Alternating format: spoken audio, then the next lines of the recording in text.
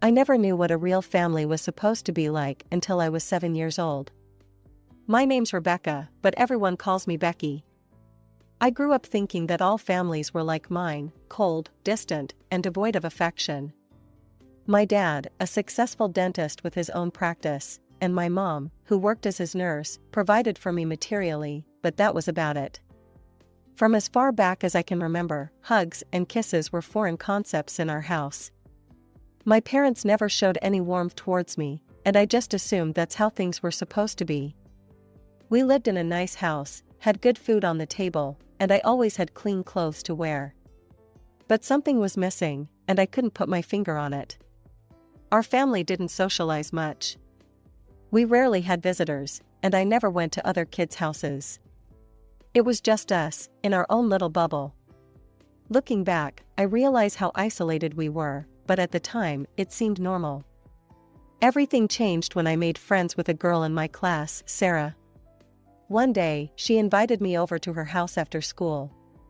I remember walking into her home and feeling like I'd stepped into another world. Sarah's mom greeted us at the door with a warm smile. "Hi, sweetie," she said, pulling Sarah into a tight hug. "And you must be Becky.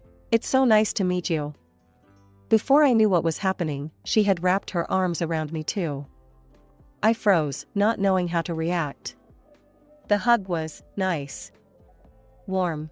Comforting. All these new sensations washed over me, and I felt my eyes start to water. As we sat in Sarah's living room doing our homework, I couldn't help but notice how different everything felt. Sarah's mom would pop in occasionally, asking if we needed anything, ruffling Sarah's hair, or giving her a quick peck on the cheek. Each time, I felt a pang in my chest. When it was time for me to go home, Sarah's mom offered to drive me. As we pulled up to my house, she turned to me with a kind smile. "It was lovely having you over, Becky. You're welcome anytime." Then, to my absolute shock, she leaned over and kissed me on the cheek. "Good night, sweetie." I stumbled out of the car, my mind reeling. As I walked into my house, I saw my parents sitting in the living room, engrossed in their own activities. My mom was reading a book, while my dad was looking over some papers. "I'm home," I said hesitantly. My mom barely glanced up. "Did you finish your homework at Sarah's?" "Yes," I replied, then gathered my courage. "Mom, Dad, why don't you ever kiss me goodnight?" The silence that followed was deafening. My mom finally looked up from her book, her expression a mix of confusion and irritation. "What are you talking about, Rebecca? We feed you, clothe you, and provide a roof over your head. That should be enough for you." I felt my heart sink. "But that's enough, Rebecca," my dad interjected, not looking up from his papers. "Go to your room and get ready for bed." That night, as I lay in bed, I realized for the first time that something was wrong in our family. The warmth I had felt in Sarah's home was completely absent in mine. And as I drifted off to sleep, I wondered why my parents couldn't love me the way Sarah's mom loved her. As I grew older, the stark difference between my family and others became increasingly apparent. By the time I hit my teenage years, I had a clearer understanding of what was wrong. My mother was the root of the problem. Mom had always been a cold woman, seemingly incapable of showing emotion towards anyone, let alone affection. It wasn't just me she treated this way. I noticed she was equally distant with Dad. It was as if she was made of ice, impenetrable and unyielding. I started noticing more and more how burdened they seemed by their parental duties. They'd attend parent-teacher meetings, sure, but their faces always held barely concealed irritation, as if they'd rather be anywhere else. When my 16th birthday rolled around, I had a foolish hope that things might change. Maybe they'd surprise me with a heartfelt gift or even just a warm hug. Instead, I got a cold dose of reality. "Rebecca," Mom said over breakfast, her tone as flat as ever. "Your father and I need to discuss something with you." Dad cleared his throat. "We wanted to make it clear that you shouldn't expect us to pay for your college education. We're not required to do so." The words hit me like a slap in the face. I stared at them, unable to speak. You're old enough now to start thinking about your future, Mom continued, not noticing or not caring about my shocked expression. If you want to go to college, you'll need to figure out how to pay for it yourself. I nodded numbly, pushing away from the table. Thanks for letting me know, I managed to say before retreating to my room. That day marked a turning point for me. I realized that if I wanted anything in life, I'd have to get it for myself. My parents weren't going to help me, they'd made that crystal clear. After graduating high school, I knew I needed to start earning more money. College seemed like a distant dream, but I was determined to make it happen someday. That's how I found myself working as a waitress at Joe's Diner, a small local restaurant just a few blocks from our house. Joe, the owner, was a middle-aged man with a perpetual 5 o'clock shadow and a belly that spoke of too many taste tests in the kitchen. When I applied for the job, he looked me up and down with a grin that made me slightly uncomfortable. Well, he said, stroking his chin. You'll definitely attract customers with those looks, sweetheart. You're hired. 3 months into my new job, my life took another dramatic turn. It was a Tuesday morning, and I was getting ready for my afternoon shift when my parents called me down for breakfast. This was unusual, we rarely ate together, let alone had conversations over meals. As I sat down, I noticed my parents exchanging glances. My mother, her face as impassive as ever, spoke first. Rebecca, your father and I have some news, she said, her voice devoid of any emotion. We've decided to sell the house and move to Europe. The sale will be finalized next month. I waited for them to continue, to tell me about their plans for me. But the silence stretched on. Finally, I couldn't take it anymore. So, what about me? I asked, my voice small. Am I coming with you? My parents exchanged another look, this one tinged with what seemed like annoyance. My father cleared his throat. Rebecca, you're an adult, he said, his tone matter of fact. It's time for you to find your own place to live. We fulfilled our duty. You're of legal age now, which means you need to figure things out on your own. Anger and disbelief warred inside me. This is my home too, I shouted, standing up so quickly my chair toppled over. You can't just throw me out. My father actually laughed, a cold, humorless sound that sent chills down my spine. This house is my property, Becky. You have no claim to it.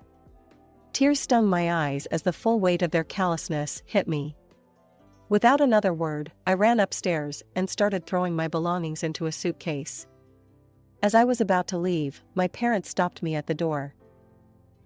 Show us what's in the suitcase, my mother demanded, her eyes narrowed with suspicion. I couldn't believe what I was hearing. Are you serious? You think I'm stealing from you? We just want to make sure you're not taking anything valuable, my father said, as if it was the most reasonable request in the world. That was the last straw. Years of pent-up anger and hurt came pouring out of me in a torrent of curse words and accusations. I screamed at them, calling them every nasty name I could think of, telling them they were the worst parents in the world. They didn't even flinch. When I ran out of steam, my mother simply opened the door and gestured for me to leave. With nowhere else to go, I headed to Joe's Diner for my shift, dragging my suitcase behind me. Joe looked up from behind the counter, his eyebrows shooting up when he saw my suitcase. Becky, what's going on?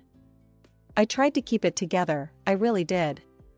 But as soon as he asked, the dam broke.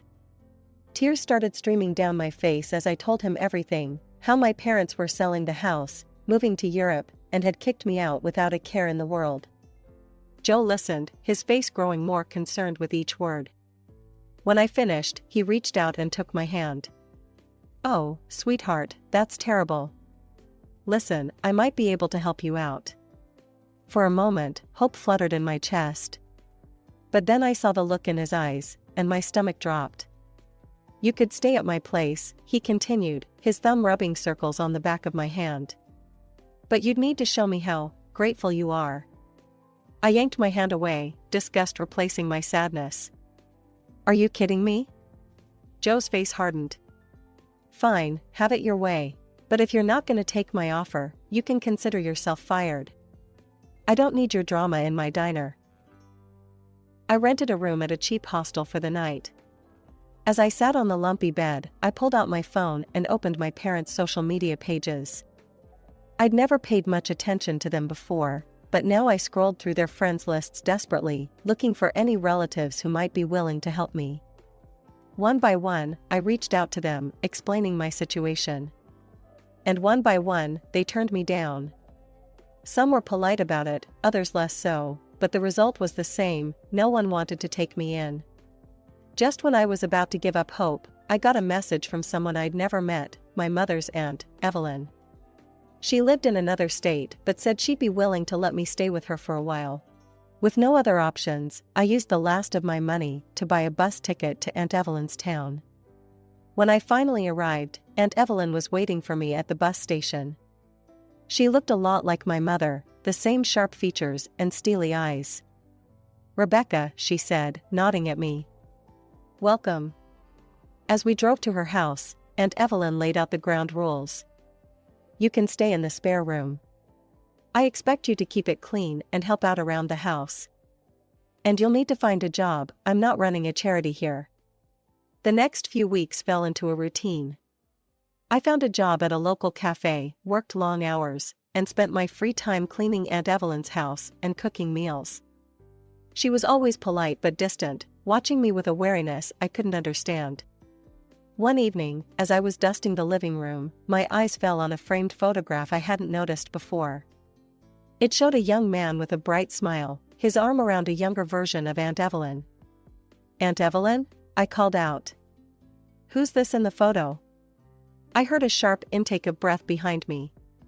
When I turned around, I saw something I never expected: tears in Aunt Evelyn's eyes. That's my son," she said, her voice cracking. "He died in a car accident 10 years ago." I put down the duster and did something I'd never done before: I hugged her. To my surprise, she hugged me back, her body shaking with silent sobs. When we finally pulled apart, Aunt Evelyn looked at me with wonder. "You know, I always thought you'd be just like your mother, cold and unfeeling." I shook my head, feeling my own tears welling up. "And I thought you were just like her too."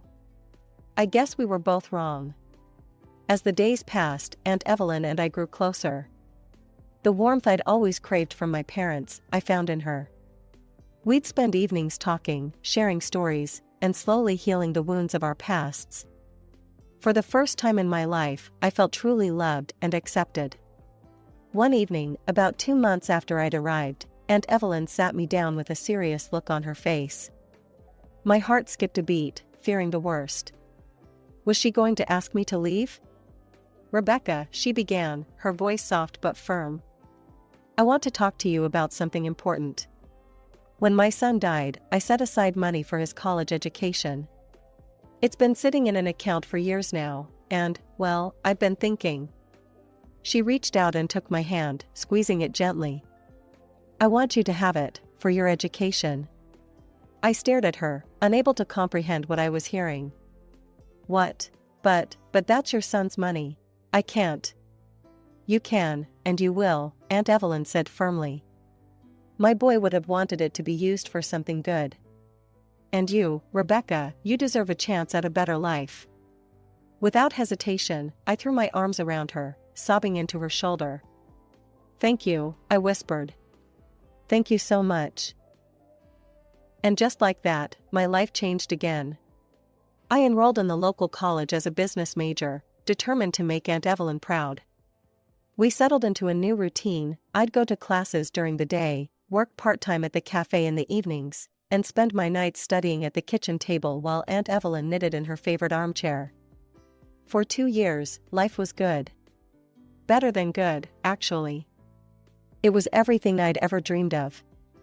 I had a loving family, I was getting an education, and I felt like I was finally on the path to a bright future. But life has a way of throwing curveballs when you least expect them. It was a crisp autumn afternoon when there was a knock at the door. I was home alone, working on a paper for my marketing class. Assuming it was a package delivery, I opened the door without a second thought. The woman standing on the porch made my blood run cold. Her hair was grayer, her face more lined, but there was no mistaking those cold, hard eyes. "Hello, Rebecca," my mother said, her voice as emotionless as ever. I gripped the doorframe, my knees suddenly weak. "Mom, what are you doing here?" She looked past me into the house, her lips pursed. "I need to speak with Evelyn. Is she home?" I shook my head, still in shock. "She's out running errands. She'll be back soon." My mother nodded curtly. "I'll wait, then." Before I could protest, she brushed past me into the house. I closed the door, my mind racing. What was she doing here? After 2 years of silence, why now? As we sat in uncomfortable silence in the living room, I took a good look at my mother. She wasn't the well-put-together woman I remembered. Her clothes were wrinkled, her hair unkempt.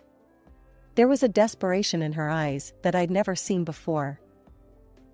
Finally, unable to bear the tension any longer, I broke the silence. "Why are you here, Mom?" She met my gaze, and for a moment, I thought I saw a flicker of emotion. But it was gone so quickly, I might have imagined it. "I need help," she said flatly. "Your father and I, we're no longer together. We moved to Italy, as planned. Your father, he met someone else. A younger woman. He left me for her." Before I could respond, we heard the front door open. Aunt Evelyn walked in, her arms full of grocery bags. When she saw my mother, she froze. "Helen," Aunt Evelyn said, her voice clipped. "What brings you here after all this time?" My mother straightened her posture, trying to regain some of her old authority. "Evelyn, I need your help. I've fallen on hard times." Aunt Evelyn's eyebrows shot up. "Oh? And what about your comfortable life in Italy?" "Things didn't work out as planned," my mother replied, her voice tight. "John left me for another woman. I have nowhere else to go.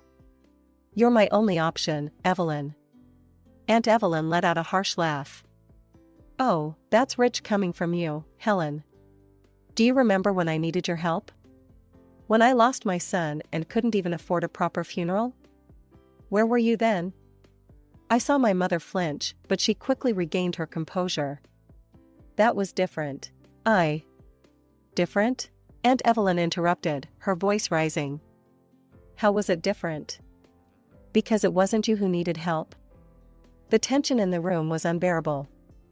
I felt like I should say something, do something, but I was frozen in place, watching this family drama unfold.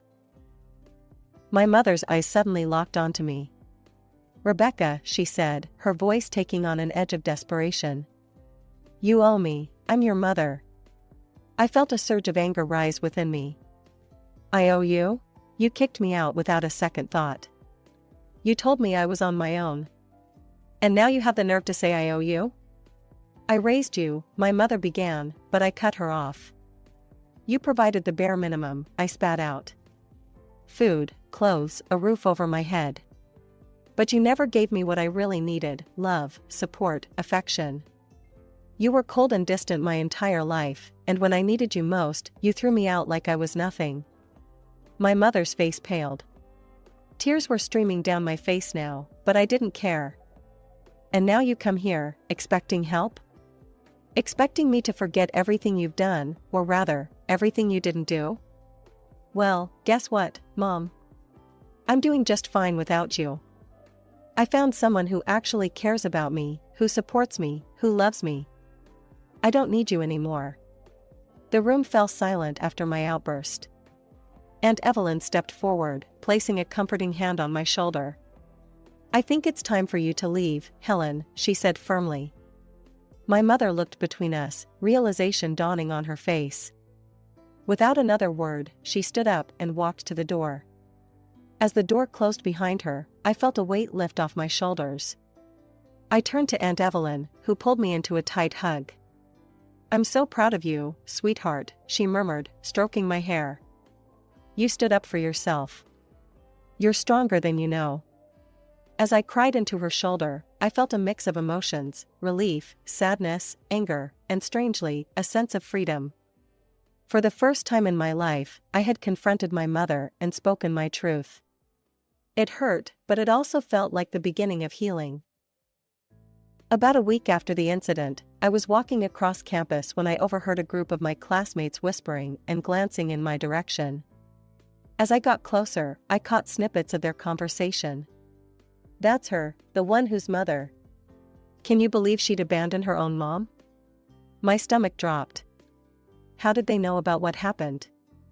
I quickened my pace, my cheeks burning with embarrassment and anger.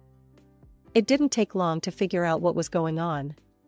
My mother had taken up residence in a cheap motel on the outskirts of town and had started showing up at the college, telling anyone who would listen about how her ungrateful daughter had abandoned her in her time of need.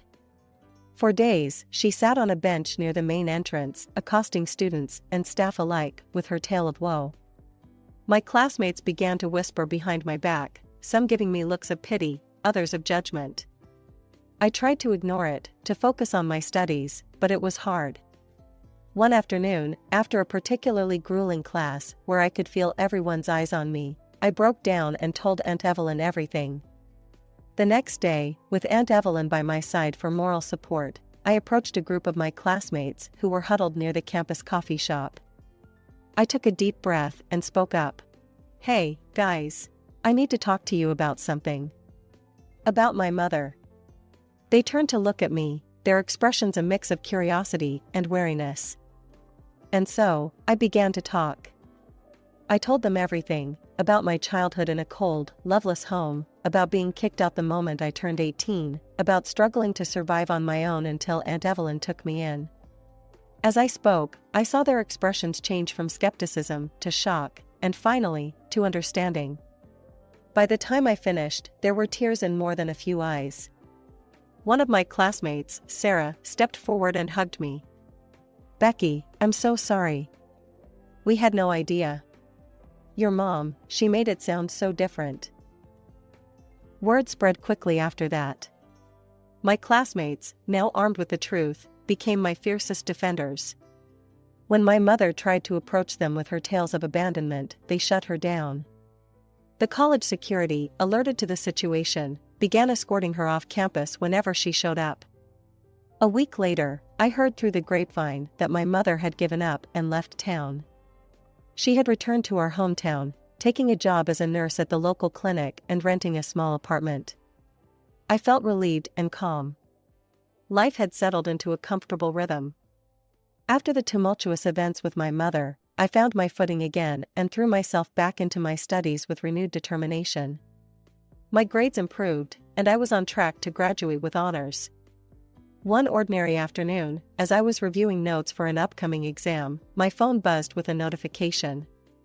A message from an unexpected sender, my father. My heart skipped a beat as I opened it, curiosity and apprehension mingling in my chest. The message read, "Rebecca, I hope this finds you well. I'm reaching out because I have a proposition for you. I've remarried in Italy and have a young son now. We could use some help with childcare. Would you consider coming to stay with us? You could be a nanny for your half-brother.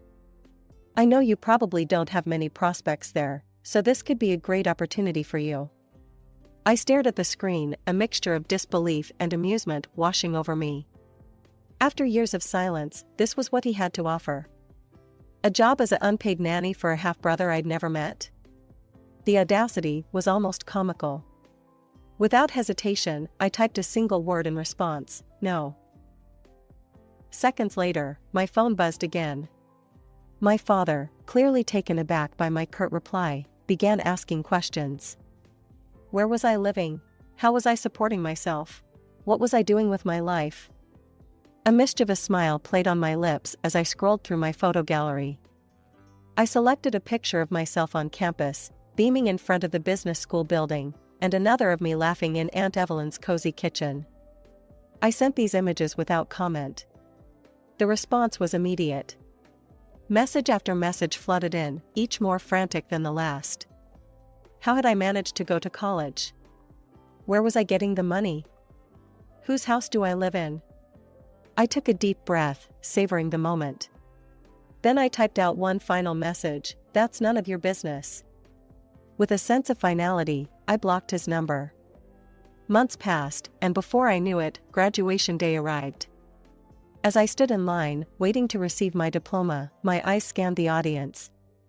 There, in the third row, sat Aunt Evelyn, her face glowing with pride. She clapped the loudest when my name was called, and I couldn't help but beam as I crossed the stage. Looking at Aunt Evelyn, I made a silent vow. I would build a life that would make her proud. I would take the love and support she had given me and pay it forward. I would show her, and the world, that family isn't just about blood, it's about choice, love, and commitment. All right, everyone's presentations are done. Nick, the manager, said as he tried to move the discussion forward. Excuse me, I haven't. I recently found out something. Nick interrupted me and began to speak. There's apparently someone in this department who didn't graduate high school and is just a part-timer. Meetings should be for employees only. Absolutely right. His lackey, Mike, of course, agreed with Nick. I'm leaving. After leaving the meeting room, I started to shut down my computer. I noticed that an email had arrived, not in my personal inbox, but in the company's shared email. Thinking, there's no point in speaking up, no one will listen, I went home quietly. The next day, I heard a commotion from Nick's desk. He was staring at his computer screen, his face pale. Nick! Is something wrong? Mike looked at the screen with him. And he turned even paler than Nick. Why is he so angry? Knowing the reason for Mike's distress, I thought to myself, serves them right. My name is Adam. My mother passed away when I was in the 9th grade, and I was raised by my father. Well, you could hardly call it being raised. After my mother passed, my father changed. He drowned his sorrows in alcohol, and though he still went to work, he squandered our living expenses on horse racing. Because of that, I had to start working part-time as soon as I entered high school. Every month, I went to the convenience store with bills in hand that couldn't be auto-deducted from my father's account. Even though I endured it because I didn't want to be alone, I reached my limit in my second year of high school and dropped out. I found a live-in job at a distant inn. Thank you for everything. The day I left home, my father, still staring at the TV, spoke. Take care. That was our last conversation. Back then, 18 wasn't the age of majority, so I needed my father's permission to work, and I couldn't hide my place of employment. Yet, my father never visited me even once. I kept working just to survive, and before I knew it, I was 42. Years of hard work paid off, and I was transferred to the headquarters.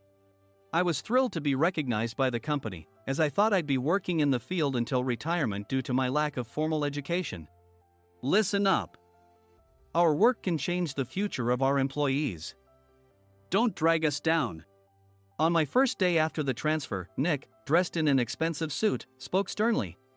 There was a reason for this. Our inn was located in a prominent tourist destination, known so well that everyone in the state could sing its commercial jingle. At its peak, we had 5 locations within the state. But that was long ago. Due to financial difficulties and aging facilities, only the place where I had worked for many years and the original establishment remained. I was prepared to lose my job anytime, but now there was a glimmer of hope. With the rise of social media, the tourist area where the inn was located started gaining attention again. Depending on how hard the sales department, where I was transferred, worked, we could either thrive or be forced to give up this prime location to the new hotel chains continuously popping up.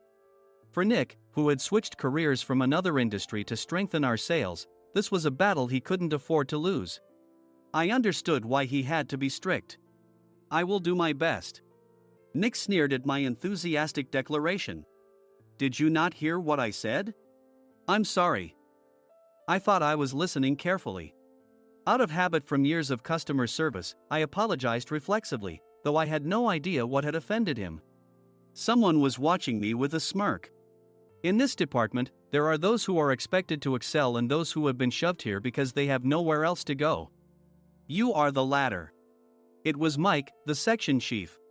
He's 7 years younger, at 35. But he was called to headquarters much earlier than I was and had been moving around within the headquarters ever since. I'm not jealous, but I can't accept that he's my boss.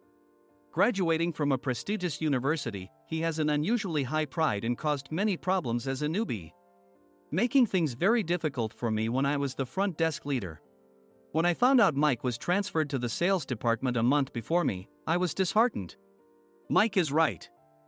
With just a middle school diploma, there's not much you can do. Don't even think about achieving results. As if I didn't exist, Nick remarked, "I'm thirsty." Mike eagerly ran to the coffee maker. It seems Mike is Nick's lackey. I regretted being happy about my transfer to headquarters, wishing I had stayed on site forever. Send a direct mail to every company on this list by the end of the day. Nick only assigned me tasks that even a new graduate could handle. What? There are over 1,000 companies. You want me to send to all of them by today? Yes, if you and your fellow misfits split the work, even those with nowhere else to go should finish by today. I glanced at the employees typing away expressionlessly. They were worn out from customer service, only thinking about leaving on time, or were women reassigned after having children, with zero motivation for work. Even Sam, a new graduate from the same university as Mike, who was supposed to be among the expected achievers, had no enthusiasm for the job, having joined the company wanting to do customer service. "I don't care what they say, I plan to quit any time," he said. Only Nick and Mike were highly motivated, making all the decisions between the two of them. I originally only wanted to work at the inn to survive and had no particular attachment to this job. I swallowed my words, thinking I had no right to reprimand them. About a month after the transfer, Nick told us with a frustrated look, "To commemorate the 50th anniversary, we've decided to create a plan exclusive for one group per day." Originally, Mike and I were supposed to come up with it, but our president, Mr. Thompson, insists on hearing everyone's opinions. "So, you all get a chance." As Nick explained, Mike began handing out prints. "Make sure not to embarrass Nick. If your ideas are half-baked, you'll have to redo them." It seemed that they had printed his handwritten notes by Mr. Thompson, which included several questions and a section for free responses. It made sense why Nick had to seek our input, given that all responses had to be submitted to Mr. Thompson. We were given a week to think about it, and a meeting was scheduled to compile our ideas. My plan is to let guests enjoy both the old and modern America. Nick began the presentations. Guests would watch a master confectioner at a nearby traditional sweet shop make sweets in front of them. The welcome drink would be premium tea in a bottle. Nick's plan was certainly attractive. After his presentation, Nick called on us to present in the order we were seated. Just as I stood up for my turn. "All right, everyone's presentations are done." "Excuse me, I haven't. I recently found out something." Nick interrupted me. "There's someone in this department who didn't graduate high school and is just a part-timer." He was likely talking about me. I joined the company as a part-timer and was made a full-time employee when I turned 20. That was 20 years ago, so Nick and Mike probably had no chance to know until recently. Meetings should be for employees only. Absolutely right. After that, Nick kept creating opportunities to solicit everyone's opinions, purposefully excluding me from speaking. The meeting unexpectedly heated up and went past the scheduled end time. A few people asked to leave, and the discussion continued with the remaining few. "Still here?" Normally, you'd leave in that situation. Though I had no attachment to the job initially, hearing kind words from customers made me want to make them happier. For someone like me, with nowhere to go, the inn was my home and customer service was my life. I felt pathetic about my current self. "I'm leaving." I left the conference room and started shutting down my computer. I noticed an email had arrived, not in my personal inbox, but in the company's shared email. Thinking no one would listen to what I had to say anyway, I quietly went home. The next day, while preparing the DM as instructed, I heard a commotion from Nick's desk. In his haste to stand up, he hit his knee on the desk. He stared at his computer screen, his face pale. "Nick, what's wrong?" Mike, thinking he should be the first to rush over, approached Nick while still wearing his coat. He peered at the screen with Nick. And he turned even paler than Nick. Why is he so angry? Who is responsible for this company? Nick, more irritated than ever, asked, and Mike answered without checking. "Probably Sam." Sam wasn't there because he was attending a morning training session for new hires. Nick gave up on getting angry and returned his gaze to the screen. They were looking at an email that arrived right after the end of the working day yesterday. Apparently, no one, including me, had checked it before leaving. The email was from a large company that used us for their annual employee trips. The president and executives of that company also frequently used our services personally. President of the company, Mr. Mason himself, had declared that neither he nor his company would ever use our services again. Well, some companies cancel their employee trips or stop using our services due to financial struggles.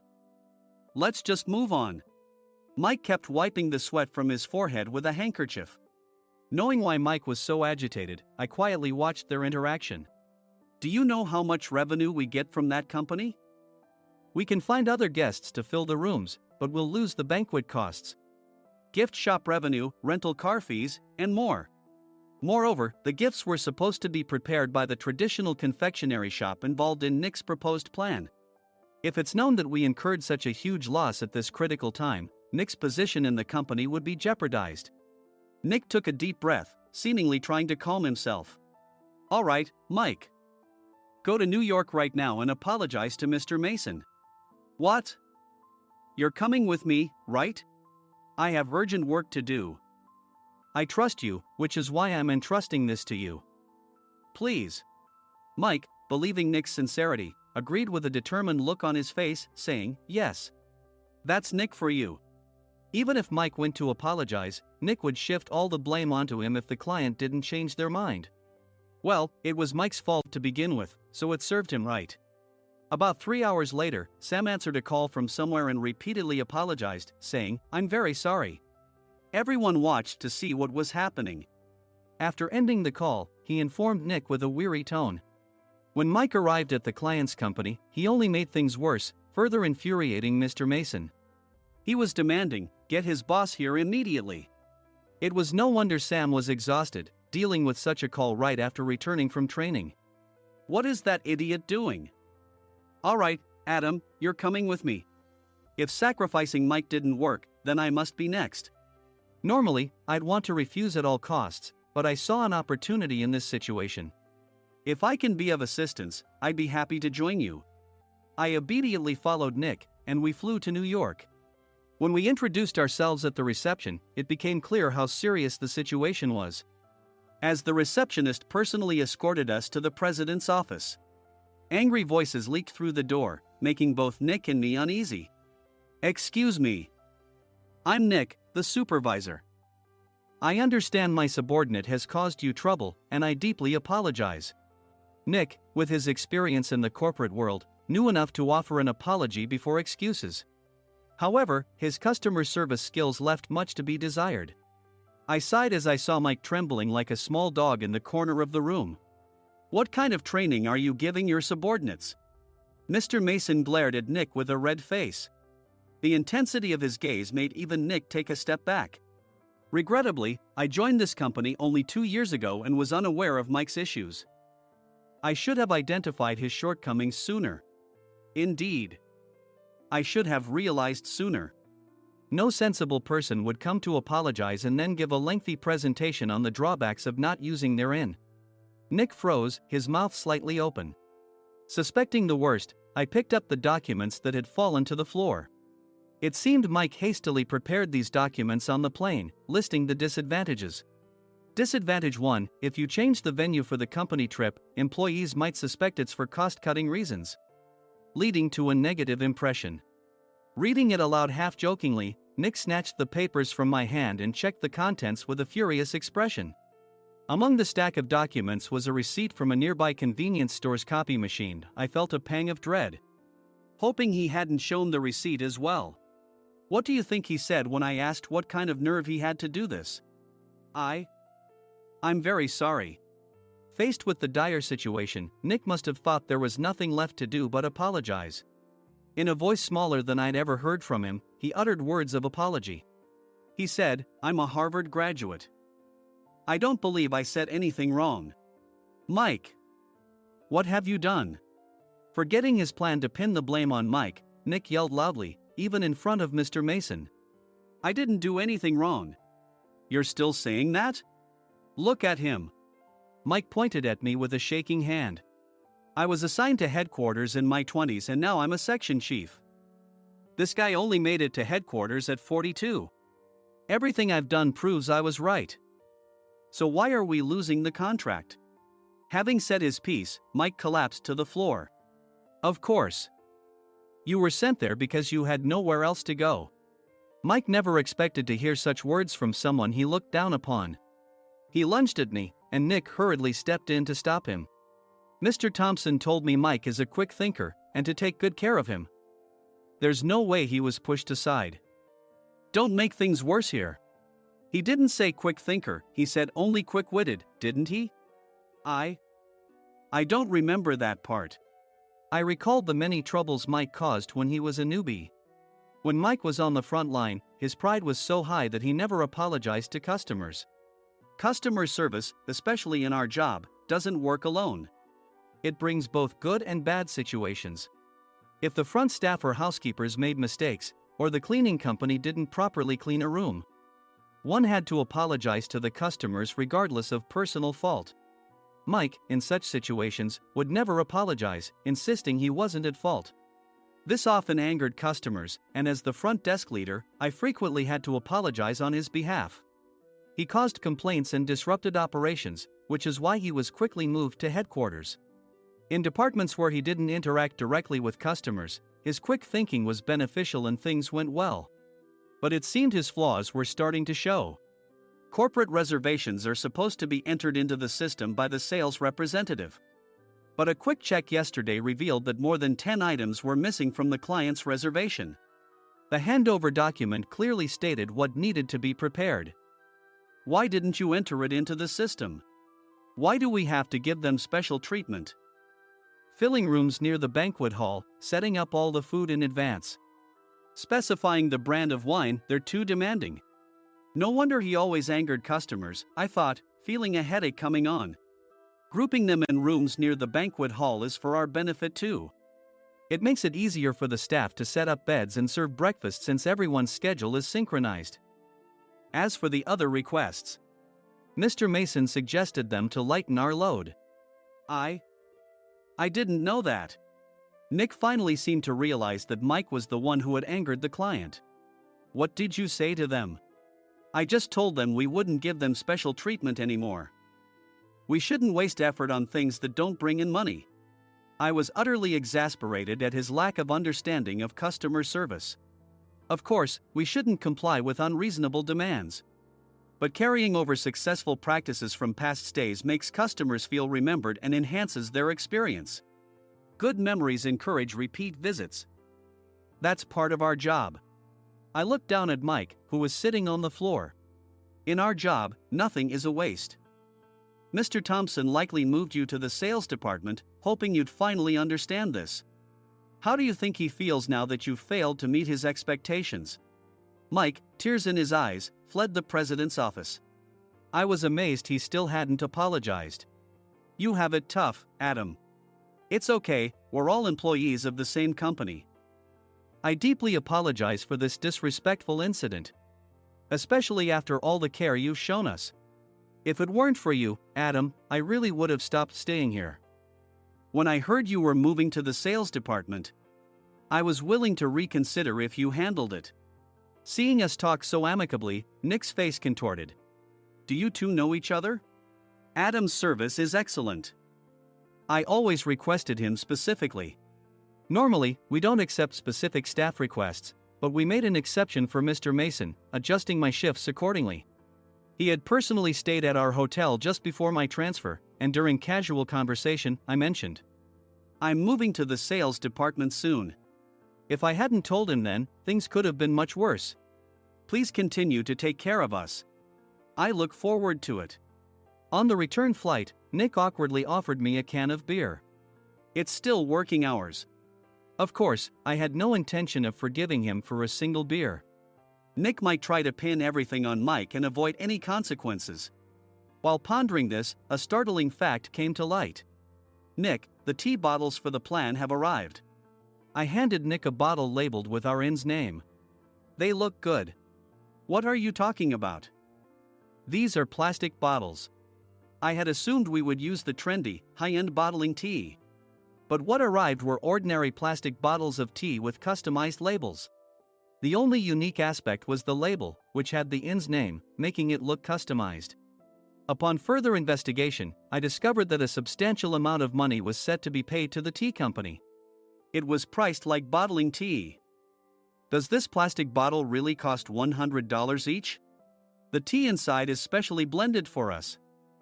The extra cost is for that. Wouldn't it be better to use another tea company? Or is there a specific reason we must use this one? As Nick continued to make excuses, I showed him a printed email. I informed the tea company's president, Mr. Mitchell, that we discovered irregular payments and he confessed. He said you two were high school classmates and planned to split the extra money. That idiot. Why did he confess? That's not important. You should worry about yourself, this could turn into a police matter. Opening the bottle cap, I suggested. How about calming down with this tea? It supposedly has a relaxing effect. Nick drank the tea frantically. In the following days, decisions were made about their fates. Mike was reassigned to the General Affairs Department, with no chance of transfer or promotion, as per Mr. Thompson's orders. As for Nick, since the payment to the tea company hadn't yet been made, he narrowly avoided legal trouble. Instead, he was encouraged to leave the company, and to avoid further complications, Nick submitted his resignation. Rumor has it that connections between HR departments have made it difficult for him to find new employment. Even though it was good to have those two gone, something unexpected happened in the sales department. Everyone became motivated and united in refining the 50th anniversary plan. In the end, my plan was adopted. We collaborated with the Tourist Information Center to provide personalized guides. The plan, tailored to the number of guests, was truly special for the 50th anniversary. Hey, is Adam's family coming to stay? I immediately booked that special plan for my family. Sam noticed it on the reservation list and quickly picked up on it. Yes, I'm inviting my father. That's great. I might invite my parents too. I lacked the courage to face my father just as Adam. But here, with the confidence Mr. Mason praised, I felt ready. The 50th anniversary plan was a perfect opportunity to reconnect with my father. I hoped to bring back the days when we could laugh together as we once did.